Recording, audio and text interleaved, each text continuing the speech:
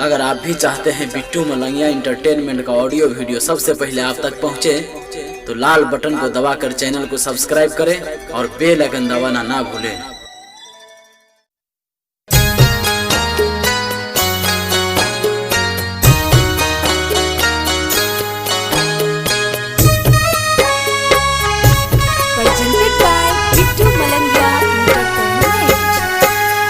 छठी माई है गोदिया में दिहा एकला लन जना भूलइहा न हो।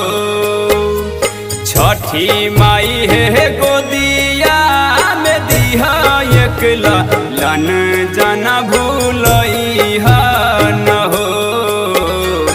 एक ही लालन बिना तरसेली मन जना कही लालन बिना तरसेली मन जन भूलइहा न हो।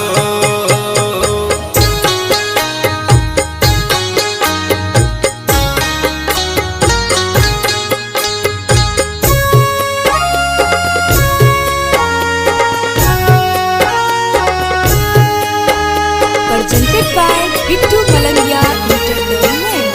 उगा है सूरज देव रोवेले नयनिया, गाँवा समाज हमके कोहेली बजनिया।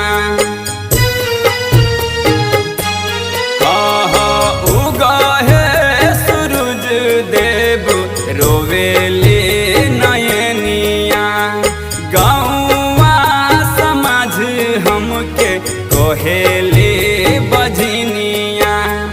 आसारा पूरा दी है छठी मैया हमके जनरुआ बन हो। आसारा पूरा दी है छठी मैया हमके जनरुआ बन हो। एक ही लालन बिना तरसेली मन जन भूला बन हो।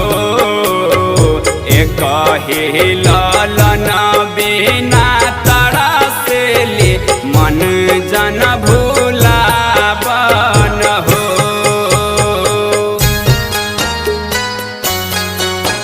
Presented by Bittu Malangiya Entertainment।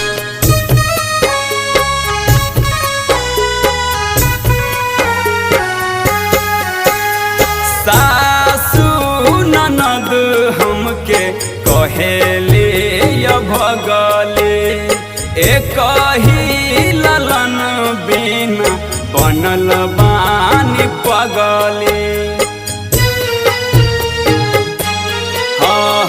सासु ननद हमके कहेले भगले, एक ही ललन बिना बनल बानी पगले।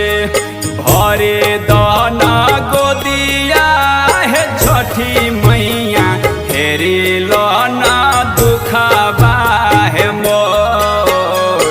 भरे दाना गोदिया है छठी मैया, हेरी लाना दुखबा है मोर।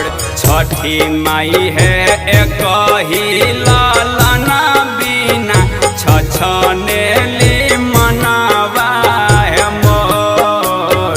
छठी माई है एक ही लालन बिना छछनेली मनवा है मोर। Presented by Bittu Malangiya Entertainment।